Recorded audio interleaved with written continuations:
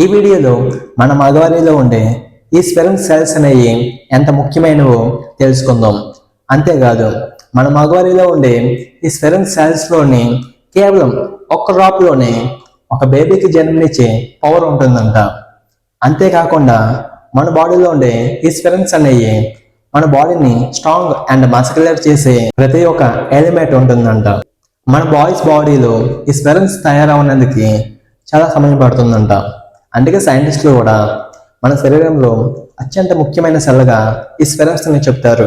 Especially మన మగవారిలో ఉండే ఈ స్పెర్మ్స్ ఎంత శక్తివంతమైనవో తెలుసుకోవాలంటే నేను 4 ఎగ్జాంపుల్స్ చెప్తాను. అందులో నెంబర్ 1 మొహమ్మద్ అలీ. ఇతని గురించి మీలో చాలా మందికి తెలిసే ఉంటుంది. ఇతను వరుసగా 3 సార్లు వరల్డ్ బాక్సింగ్ ఛాంపియన్ గా గెలిచి చూపించాడు.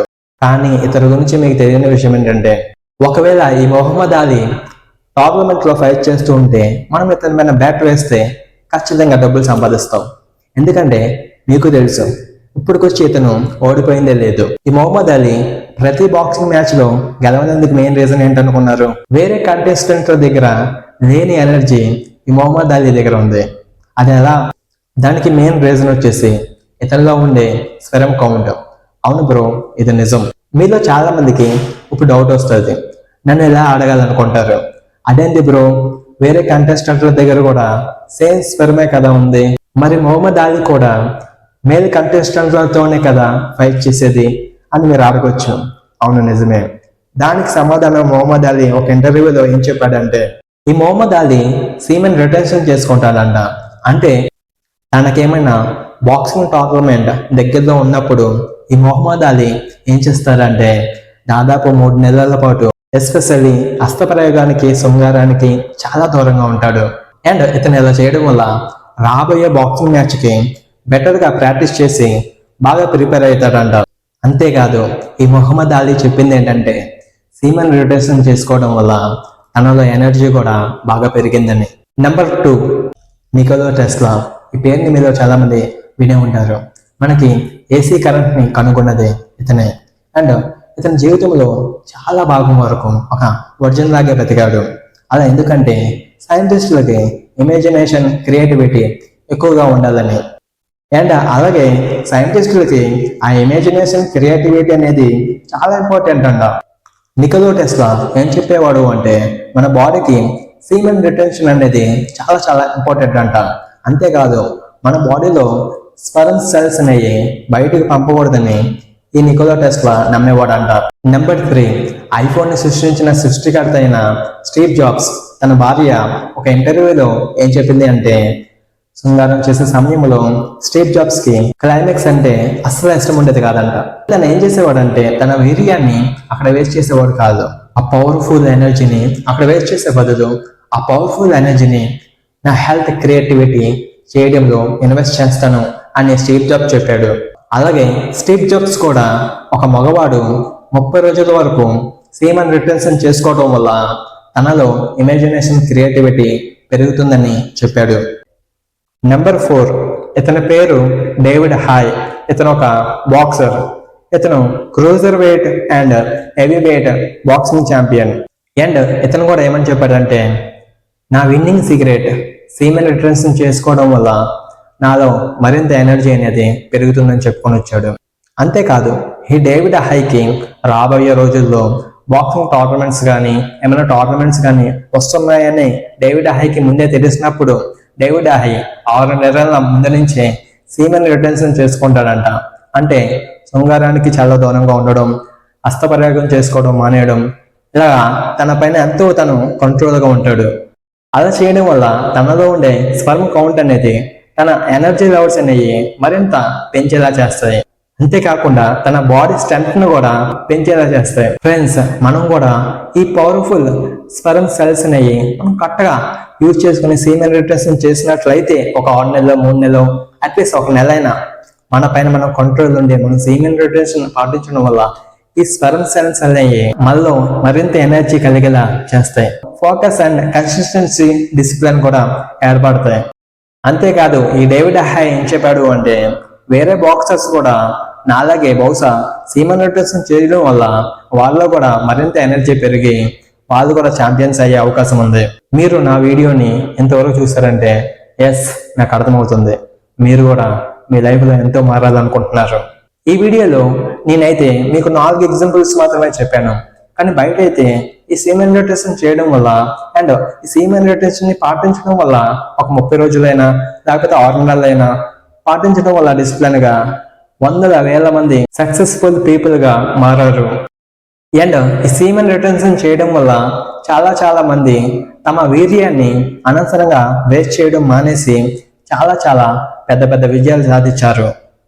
అలాగే మన జీవితంలో కూడా ఈ సీమెన్ రిటెన్షన్ పద్ధతిలో మన జీవితంలో కూడా మనకున్న చిన్న లక్ష్యాలను మనం ఈజీగా అచీవ్ చేయగలం. అండ్ దానికోసం మీరు మీ సెక్సువల్ ఎనర్జీని ఫిజికల్ ఎనర్జీగా మార్చాల్సి ఉంటుంది.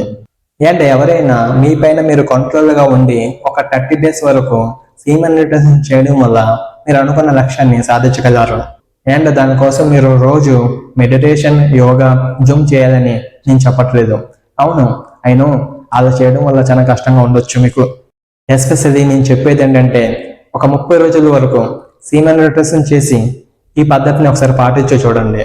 మీరు అనుకునేది ఖచ్చితంగా సాధించగలరు. అంటే ఒక 30 days వరకు హస్తప్రయోగానికి దూరంగా ఉండండి. మీ స్కిన్ లో గ్లో పెరుగుతుంది. అలాగే హెయిర్ ఫాల్, అలాగే స్కిన్ పైన మొటిమలు, అలాగే డల్ స్కిన్ లాంటి సమస్యలు కూడా ఇంచుమించు తగ్గిపోతాయి ఒక 30 days సీమెన్ రిటెన్షన్ ఛాలెంజ్ ని పాటించడం వల్ల. అలాగే మీ ఫేస్ లో గ్లో పెరుగుతుంది. అలాగే మీ కళ్ళల్లో ఉండే బ్రైట్నెస్ చాలా ఇంప్రూవ్ అవుతుంది. ఉప్పునిచ్చే మీ స్పెరమ్ని వేస్ట్ చేయకండి. ఒకవేళ మీ స్పెరమ్ని వేస్ట్ చేయకుండా కంట్రోల్గా చేసినట్లయితే అలాగే మీ బాడీలో ఎనర్జీ పెరిగి మీరు ఎక్కువసేపు ఏ పని చేసినా సరే అలసిపోకుండా ఉంటారు.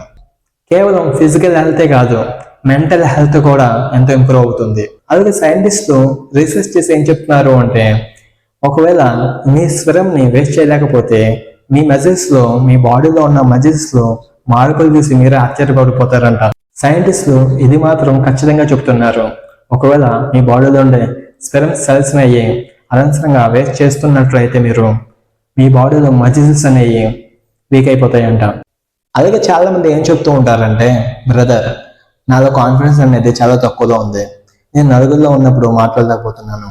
ఎస్పెషల్లీ అమ్మాయిల ముందు అయితే నేను మాట్లాడుతుంటే నా మాటలు తరబడుతున్నాయి అని చెప్తూ ఉంటారు.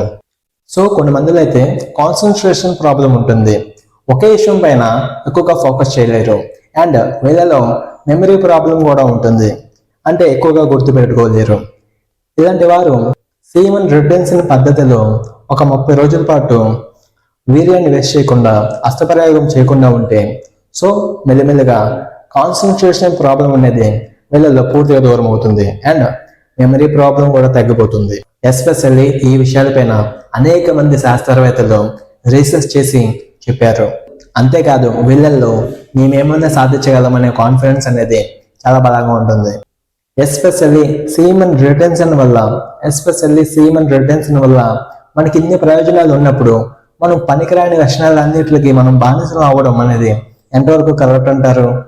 అలాగే ప్రజెంట్ మనలో చాలా మంది మీ లైఫ్లో చాలా ఇబ్బందులు ఫేస్ చేస్తున్నారు. అలాగే మీరు చేసే పనిలో సరిగ్గా ఫోకస్ చేయలేకపోతున్నారు. మీ పైన మీకు కాన్ఫిడెన్స్ చాలా తక్కువగా ఉంది. ఇలాంటప్పుడే మీరు సీమెన్ రిటెన్షన్ పద్ధతిలో ఒక 30 రోజులు సీమెన్ రిటెన్షన్ పాటించండి. అంటే హస్తప్రయోగానికి దూరంగా ఉండండి. అప్పుడు మీరు పని మీద ఫోకస్ చేయగలుగుతారు. అండ్ మీ పైన మీకు కాన్ఫిడెన్స్ అనేది ఏర్పడుతుంది. ఈ విషయాలన్నీ కూడా ప్రజెంట్ సైన్స్ మాత్రమే మనకి తెలియజేయడం లేదు. మనం పురాతన వేదాలలో మన ఋషులైతే ఎప్పుడో రాసి మన కోసం సిద్ధం చేసి ఉంచారు. మన పురాతన వేదాలలో ఎవరైతే కామాన్ని కంట్రోల్ చేసుకోగలుగుతారో వారు ఏదైనా సాధించగలరు. ప్రజెంట్ ఇప్పుడు దాకా మన లైఫ్లో జరగాల్సింది ఏదో జరిగిపోయింది, దాన్ని మన్నించి తీసేద్దాం ఫ్రెండ్స్. కానీ ఇప్పటి నుంచి మన లైఫ్ నుంచి మనం సీరియస్గా ఆలోచిద్దాం. నేను మిమ్మల్ని హస్తప్రయోగానికి, శృంగారానికి కంప్లీట్గా దూరంగా ఉండమని అయితే నేను చెప్పడం లేదు, కానీ కంట్రోల్లో ఉండమని చెప్తున్నాను. ఒకవేళ మీరు మితిమీరి హస్తప్రయోగం చేస్తే మీ శరీరం మాత్రమే ఎఫర్ట్ అవ్వదు, మీ మెంటల్ హెల్త్ కూడా ఎఫర్ట్ అవుతుంది. దాంతో మీరు ఎక్కువ దూరం ట్రావెల్ చేయలేరు. ఫ్రెండ్స్, జీవితంలో నేను ఎలా అయినా సక్సెస్ అవ్వాలి, అనుకునేది సాధించాలి అనే బలమైన ఉద్దేశం మీకు ఉంటే ఒకవేళ హస్తప్రయోగం అనే వ్యసనానికి కొంచెం దూరంలో ఉండండి.